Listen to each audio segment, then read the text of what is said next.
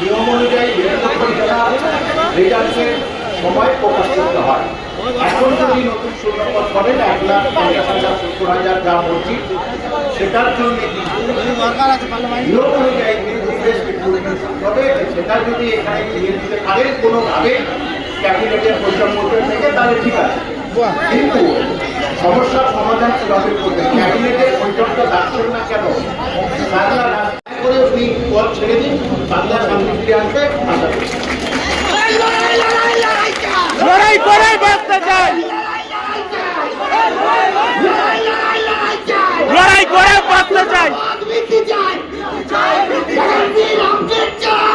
Update চাই। আমরা বঞ্চিত বেকার দিন রাত কষ্ট করে আমরা পড়াশোনা করেছি, আমাদের সেই স্বপ্নের যা মৃত্যু ঘটলো সেই স্বপ্নের দামটা কে দেবে?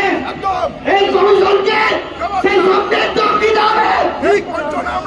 লড়াই লড়াই লড়াই চাই, লড়াই করে বাঁচতে চাই, লড়াই লড়াই চাই, লড়াই করে বাঁচতে চাই, লড়াই লড়াই লড়াই চাই, লড়াই করে বাঁচতে চাই।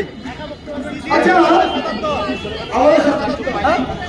আচ্ছা 2016 সালের যে প্যানেল অবৈধ বাতিল হয়েছে, আমি বলছি না, অনেক আমাকে গালাগালাজ করছে ইনকামিং প্রার্থীরা, যদি প্যানেল বৈধ হয়ে থাকে কেন 10 নম্বর ওরা অবৈধ প্যানেল থেকে কেন 10 নম্বর নেবে? অবৈধ প্যানেল থেকে 10 নম্বর আমরা দেবো?